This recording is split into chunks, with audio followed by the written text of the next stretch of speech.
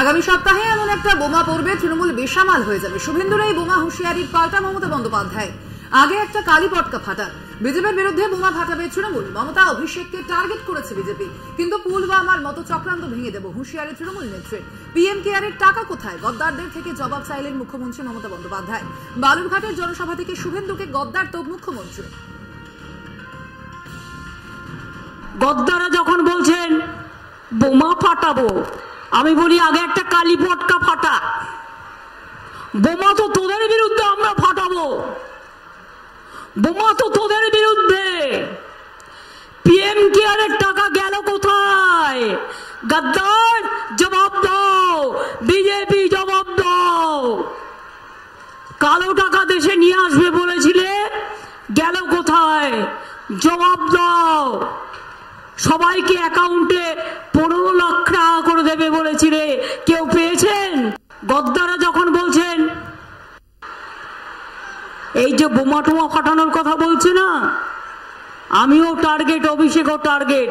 এরা আমাদের জীবন পর্যন্ত নিয়ে নিতে পারে, এত ডেঞ্জারাস এরা। তাই মনে রাখবেন, নিজেদের নিরাপত্তা নিয়ে আমরা কখনো ভাবি না, আমরা মানুষের নিরাপত্তা নিয়ে ভাবি। এইসব চালাকি, নানা রকম চক্রান্ত যেমন পুলওয়ামায় করেছিল, এইগুলো হচ্ছে চক্রান্ত। এই চক্রান্ত ভেঙে দেবই আমরা। দার্জিলিং এ বাতিল অমিত শাহের সভা। আবহাওয়া খারাপ থাকায় নামতে পারেনি কপ্টার। তবে সশরীরে সভায় উপস্থিত না হতে পারলেও দার্জিলিংবাসীর জন্য ফোনে বার্তা পাঠালেন স্বরাষ্ট্রমন্ত্রী। গোর্খাদের উদ্দেশ্যে ফোনে বিশেষ বার্তা কেন্দ্রীয় স্বরাষ্ট্রমন্ত্রী। গোর্খাদের ন্যায়ের লড়াইয়ে তাদের পাশে আছেন, গোর্খাদের ন্যায় দেবে সংবিধানী আশ্বাস দিলেন অমিত শাহ।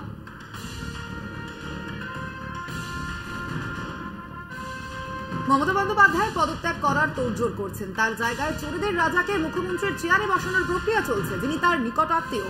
মহিষাদলে নারী শক্তি সম্মান সম্মেলনে কথা তমলুকের বিজেপি প্রার্থী প্রাক্তন বিচারপতি অভিজিৎ গঙ্গোপাধ্যায়। তিনি আরো বলেন, মুখ্যমন্ত্রী বুঝে গিয়েছেন এবার হিমালয়ে চলে যেতে হবে, তার আত্মীয় বাকি চুরি করবে।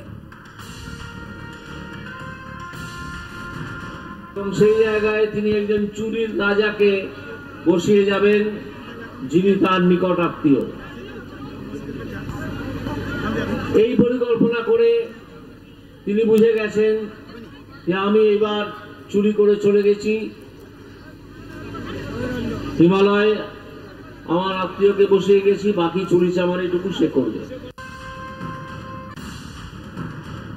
মুখ্যমন্ত্রীকে নিয়ে বিজেপির আইটি সেলের প্রধান অমিত মালব্যের আপত্তিকর মন্তব্যের অভিযোগ। বিজেপি নেতার বিরুদ্ধে অভিযোগ দায়ের রাজ্যের মন্ত্রী চন্দ্রিমা ভট্টাচার্যের। অভিযোগ, অমিত মালব্যের নিজের পোস্টে মুখ্যমন্ত্রীর ভাবমূর্তি কালিমালিপ্ত করার চেষ্টা করছেন। যে ধরনের ভাষা উনি ব্যবহার করছেন তাতে প্রত্যেক মহিলা অপমানিত হয়েছেন। এরই প্রেক্ষিতে রবিবার গড়িয়াহাট থানায় এফআইআর দায়ের করলেন মন্ত্রী চন্দ্রিমা ভট্টাচার্য। তৃণমূল নেত্রী মমতা বন্দ্যোপাধ্যায়ের প্রচারের একটি ভিডিও নিজের এক্স হ্যান্ডেলে পোস্ট করেন অমিত মালব্য। পোস্টে মালব্যের দাবি জনসভায় অশালীন মন্তব্য করেছেন মুখ্যমন্ত্রী।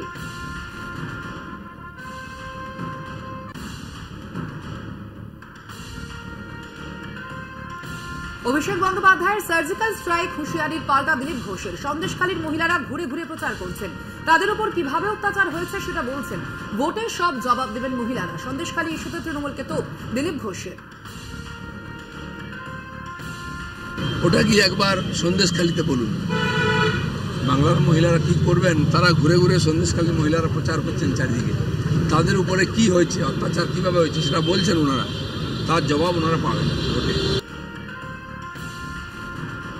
অভিষেক বন্দ্যোপাধ্যায় সার্জিক্যাল স্ট্রাইকের মন্তব্যের পাল্টা জবাব নিশীথ প্রামাণিকের। বলেন, কে কি বলছে সেটা দেখার বিষয় নয়। উত্তরবঙ্গে তৃণমূল কংগ্রেসের যে ভরাডুবি হয়েছে সেটা হয়তো আর কোনোদিনই তৃণমূল কংগ্রেস রিকভার করতে পারবে না। প্রসঙ্গত, লোকসভা ভোটের আবহে সার্জিক্যাল স্ট্রাইকের হুঁশিয়ারি দিয়েছিলেন তৃণমূলের সর্বভারতীয় সাধারণ সম্পাদক অভিষেক বন্দ্যোপাধ্যায়। বলেছিলেন, 2019 সালে মোদীজি বলেছিলেন সার্জিক্যাল স্ট্রাইক। 19 এপ্রিল বাংলা বিরোধীদের বিরুদ্ধে কোচবিহার, আলিপুরদুয়ার, জলপাইগুড়ির মানুষ সার্জিক্যাল স্ট্রাইক চালিয়েছে।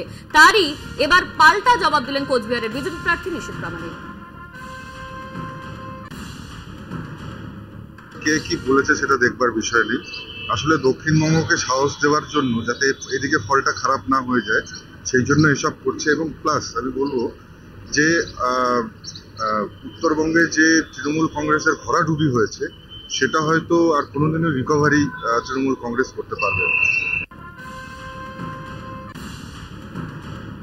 পূর্ব মেদিনীপুরের সৌমেন্দু অধিকারীর জনসংযোগ কর্মসূচিতে হামলা, অভিযোগ কাঁথি লোকসভা কেন্দ্রে বিজেপি প্রার্থী সৌমেন্দু অধিকারীর উপস্থিতিতে এই হামলার ঘটনা ঘটেছে। পশ্চিম সরপাই কাঠপোলের কাছে বিজেপির জনসংযোগ কর্মসূচির ওপর পাথর ছুড়ে হামলা চালায় দুষ্কৃতীরা।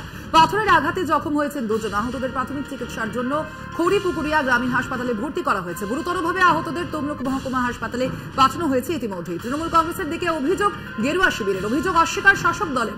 পুলিশ নিরপেক্ষ তদন্ত করে ব্যবস্থা নিক, এমনটাই দাবি তৃণমূল কংগ্রেসের। অভিযোগ সম্পূর্ণ অসত্য এবং মিথ্যা। তার কারণ ভারতীয় জনতা পার্টি সবসময় মিথ্যার ওপরে আশ্রয় করে রাজনীতি করে এসছে এতদিন। গতকাল পূর্বচড়াতে এটা দুর্গাপূজার মেলা বসছে, ওখানে বাংলার বিরোধী দলনেতা গেছিলেন বিধানসভার।